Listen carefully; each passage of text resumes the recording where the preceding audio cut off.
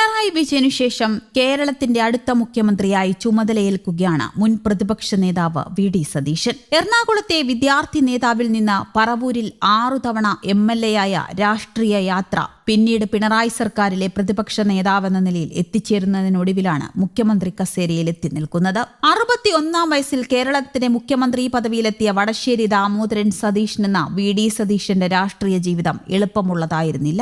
ചിട്ടയായ പ്രവർത്തനങ്ങളിലൂടെയും കഠിനാധ്വാനത്തിലൂടെയും കെട്ടിപ്പടുത്തതാണ് സതീശന്റെ രാഷ്ട്രീയ യാത്ര. അവസരങ്ങൾ നിരന്തരമായി നഷ്ടമായിട്ടും പതറാതെ ഓരോ തവണയും വി ഡി തിരിച്ചെത്തി. 1964 മെയ് 31 എറണാകുളം ജില്ലയിലെ നെട്ടൂരിൽ വനംവകുപ്പ് ഉദ്യോഗസ്ഥനായിരുന്ന വടശ്ശേരി ദാമോദരമേനോന്റെയും വിലാസിനി അമ്മയുടെയും മകനായി സതീശൻ ജനിച്ചു. സ്കൂൾ വിദ്യാഭ്യാസത്തിനു ശേഷം തേവര സേക്രഡ് ഹാർട്ട് കോളേജിൽ നിന്ന് ബിരുദവും രാജഗിരി കോളേജിൽ നിന്ന് ബിരുദാനന്തര ബിരുദവും നേടി. തുടർന്ന് കേരള ലോ അക്കാദമിയിൽ നിന്ന് LLBയും ഗവൺമെന്റ് ലോ കോളേജിൽ നിന്ന് LLMഉം കരസ്ഥമാക്കി. ഏകദേശം 10 വർഷം കേരള ഹൈക്കോടതിയിൽ അഭിഭാഷകനായി പ്രവർത്തിച്ചു. വിദ്യാഭ്യാസ കാലത്താണ് സതീശന്റെ രാഷ്ട്രീയ യാത്ര ആരംഭിച്ചത്. തേവരയിലെ SS കോളേജിൽ യൂണിയൻ ഭാരവാഹിയായി സേവനമനുഷ്ഠിച്ചാണ് തുടക്കം. പിന്നീട് MG യൂണിവേഴ്സിറ്റി യൂണിയൻ ചെയർമാനായി. National students union of India ദേശീയ സെക്രട്ടറിയായും സേവനമനുഷ്ഠിച്ചു. പിന്നീട് പറവൂരിന്റെ മുഖമായി സതീശൻ മാറി. 2 പതിറ്റാണ്ടിനപ്പുറം പറവൂരിന്റെ പ്രതിനിധിയായി പ്രവർത്തിച്ചു. 1996 ആദ്യ മത്സരത്തിൽ മാത്രമാണ് സതീശൻ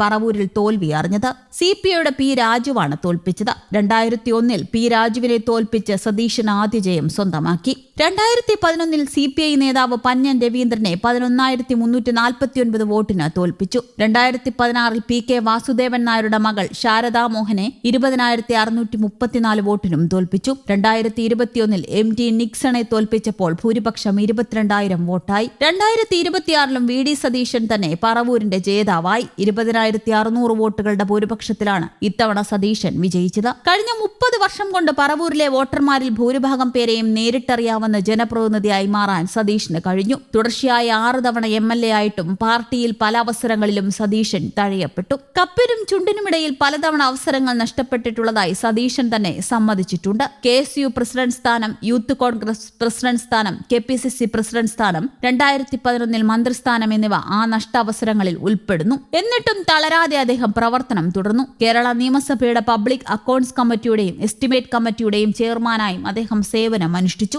തമിഴ്നാടിന്റെ ചുമതലയുള്ള AICC സെക്രട്ടറിയായും പിന്നീട് 5 വർഷം KPCC വൈസ് പ്രസിഡന്റായും സതീശൻ പ്രവർത്തിച്ചു. 2016 ഉമ്മൻചാണ്ടി സർക്കാരിൽ കോൺഗ്രസ് ലെജിസ്ലേച്ചർ പാർട്ടിയുടെ ചീഫ് വിപ്പായി. 2006 2011 ഇടയിൽ ഉമ്മൻചാണ്ടി പ്രതിപക്ഷ നേതാവായിരുന്ന കാലത്ത് സതീശൻ നിയമസഭയിൽ 33 അടിയന്തര പ്രമേയങ്ങൾ അവതരിപ്പിച്ചു. കേരള നിയമസഭാ ചരിത്രത്തിലെ തന്നെ റെക്കോർഡാണിത്. സതീശന്റെ രാഷ്ട്രീയ ജീവിതത്തിൽ നിർണായകമായ വഴിത്തിരിവുണ്ടായത് 2021 നിയമസഭാ തെരഞ്ഞെടുപ്പിൽ UDFന്റെ ദയനീയ പരാജയത്തിനു ശേഷം കോൺഗ്രസ് ഹൈക്കമാൻഡ് നിരവധി മുതിർന്ന നേതാക്കളെ മറികടന്ന് സതീശനെ പ്രതിപക്ഷ നേതാവായി നിയമിച്ചു. ഇത് കേരള കോൺഗ്രസിനുള്ളിൽ ഒരു തലമുറ മാറ്റത്തിന് തുടക്കം കുറിക്കുകയായിരുന്നു. സഭയിൽ പ്രതിപക്ഷത്തിന് ശക്തമായ ശബ്ദമായി വി ഡി മാറി. പിണറായി സർക്കാരിനെ പല വിഷയങ്ങളും നിശിതമായി വിമർശിച്ചു. പ്രതിഷേധ പ്രകടനങ്ങൾക്ക് നേതൃത്വം നൽകി. സതീശന്റെ നേതൃത്വത്തിൽ 2024 ലോക്സഭാ തെരഞ്ഞെടുപ്പിൽ UDF വിജയക്കൊടി പാറിച്ചു. കേരളത്തിലെ 20 സീറ്റുകളിൽ 18 UDF സ്വന്തമാക്കി. 2025 തദ്ദേശ സ്വയംഭരണ തെരഞ്ഞെടുപ്പിലെ കോൺഗ്രസിന്റെ വിജയവും പാർട്ടിക്കുള്ളിൽ അദ്ദേഹത്തിന്റെ സ്ഥാനം കൂടുതൽ ഉറപ്പിച്ചു. തൃക്കാക്കര, പുതുപ്പള്ളി, നിലമ്പൂർ ഉൾപ്പെടെയുള്ള മണ്ഡലങ്ങളിലെ ഉപതെരഞ്ഞെടുപ്പുകളിലെ UDFന്റെ വിജയത്തിലും സതീശൻ സുപ്രധാന പങ്ക് വഹിച്ചു.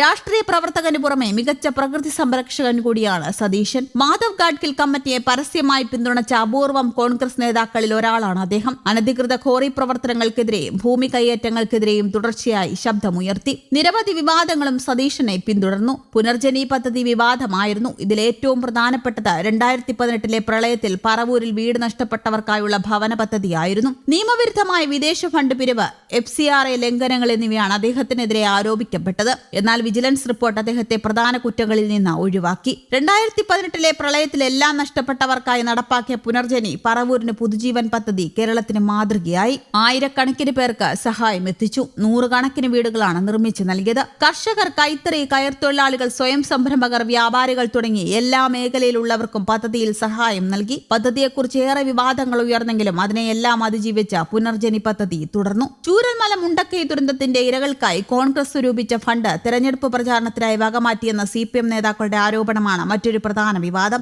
എന്നാൽ കോൺഗ്രസിനോ സതീശനോ എതിരെ ഒരു അന്വേഷണവും ആരംഭിച്ചില്ല. ഫണ്ട് മാനേജ്മെന്റ് പ്രക്രിയയെ സതീശൻ ശക്തമായി കൃത്യമായി ന്യായീകരിച്ച് രംഗത്തെത്തുകയും ചെയ്തു. ഫണ്ട് ജോയിന്റ് അക്കൗണ്ടിലുള്ളതാണെന്നും 100 വീടുകൾ നിർമ്മിക്കുന്നതിനായി 3.24 ഏക്കർ ഭൂമി ഇതിനകം വാങ്ങിയിട്ടുണ്ട് എന്നുമാണ് അദ്ദേഹം വ്യക്തമാക്കിയത്. 2022 RSSുമായി ബന്ധപ്പെട്ട പരിപാടിയിൽ സതീശൻ പങ്കെടുക്കുന്ന പഴയ ഫോട്ടോ പുറത്തുവന്നത് മറ്റൊരു വിവാദം ഉയരാൻ കാരണമായി. കോൺഗ്രസിനുള്ളിൽ നിന്ന് തന്നെ വിമർശനം ഉയർന്നു. എന്നാൽ ഒരു പുസ്തക പ്രകാശന ചടങ്ങിൽ അതിഥിയായി പങ്കെടുത്തതാണ് എന്നായിരുന്നു സതീശന്റെ വിശദീകരണം. വിവാദങ്ങളെ ശക്തമായി നേരിട്ടും പാർട്ടി പ്രവർത്തനം തുടർന്നുമാണ് VD സതീശൻ ഒടുവിൽ കേരളത്തിന്റെ മുഖ്യമന്ത്രി പദവിയിൽ എത്തുന്നത്.